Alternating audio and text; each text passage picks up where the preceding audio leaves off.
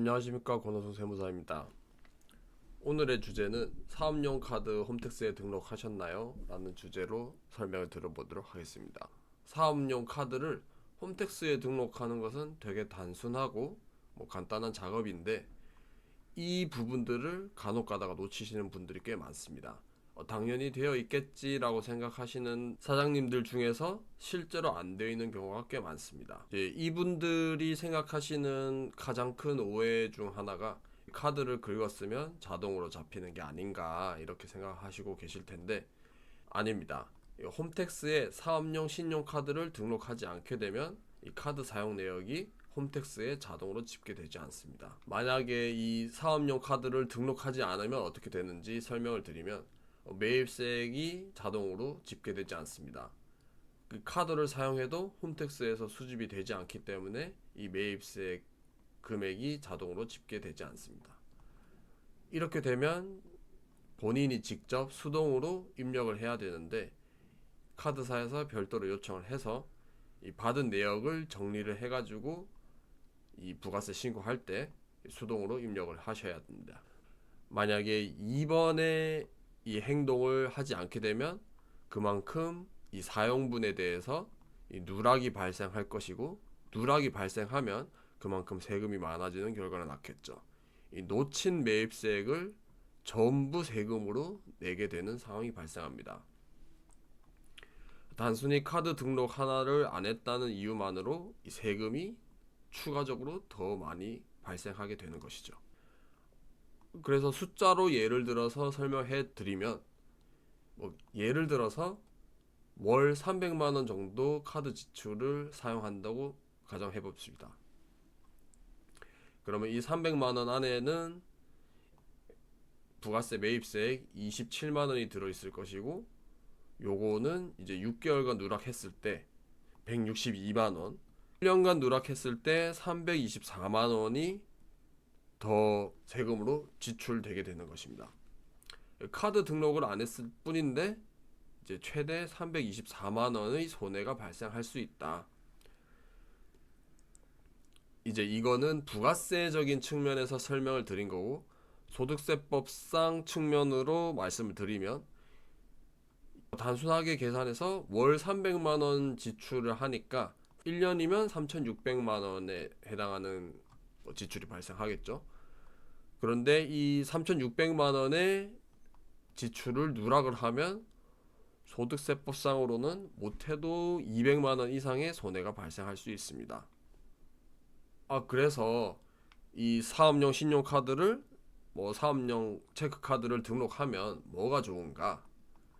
카드 사용 내역이 홈택스에 자동 수집됩니다.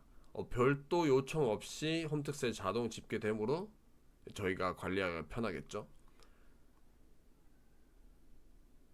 그리고 홈택스에 자동으로 수집되니까 이 부가세 매입세액 공제를 적용할 때도 이제 간편하게 적용할 수 있습니다. 신고를 할 때 클릭 몇 번으로 이제 매입세액 공제를 적용받을 수 있습니다. 그리고 아까 말했던 소득세법상 측면으로는 이 카드 사용 내역이 홈택스에 잡히니까 이 잡힌 사용 내역들을 다 종합소득세 신고 때 반영을 하기 때문에 지출 내역을 전부 빠짐없이 잡을 수 있다. 그리고 세무사에게 이제 위임을 하고 계신 경우라면 이 세무사가 홈택스에 들어가서 자료를 즉시 확인할 수 있습니다. 그만큼 기장할 때 정확도도 상승하고 매입 누락이 그만큼 적어지겠죠. 그래서 홈택스에서 이 사업용 신용카드, 사업용 체크카드를 어떻게 등록을 하냐? 되게 간단합니다. 우선 홈택스에서 로그인을 해주시고, 그 사업자로 전환을 하신 뒤에 이제 전자세금 계산서, 현금영수증, 신용카드 이 탭이 있습니다. 이 탭을 선택하시고, 그 다음에 신용카드 매입 탭을 누르시고, 사업용 신용카드 등록 및 조회 요거를 누르셔서 사업용 신용카드 체크카드 이제 카드 번호 16자리를 입력해 주시고 이제 등록하시면 끝입니다. 근데 사업용 카드 등록은 이제 반드시 본인 명의여야 되며, 신용카드 그리고 체크카드 합쳐서 최대 50장까지 등록이 가능합니다. 그런데 카드를 등록했다고 해서 모든 지출이 공제되는 건 아닙니다. 뭐 예를 들어서 비영업용 승용차 비용, 뭐 주유비, 주차비, 그리고 이 비영업용 승용차를 수리할 때 발생하는 비용들 매입세 공제 불가능하고요. 그리고 접대비와 관련된 지출, 거래처와 식사를 한다던가 거래처에게 뭐 선물 세트를 보낸다던가 이런 지출들은 매입세 공제 처리 불가능합니다. 그리고 간이과세자, 면세사업자와의 거래에서 발생한 지출, 요것들도 매입세 공제 불가능합니다. 여객 운임, 뭐 항공이나 철도, 택시 등을 이용했을 때 발생하는 비용도 마찬가지로 매입세 공제 불가능하고, 사업과 관련 없이 사용한 개인 생활비에 대해서도 마찬가지로 매입세 공제 불가능합니다. 그리고 카드를 재발급 받으셨으면 또 다시 홈택스에 등록을 해야 됩니다. 카드를 분실해서 뭐 재발급을 받거나 아니면 카드를 갱신했다면 카드 번호가 바뀝니다. 그렇기 때문에 이 카드 번호가 바뀌었기 때문에 홈택스에 다시 등록을 해야 내역이 집계된다는 점 꼭 알고 계셔야 될 것 같습니다.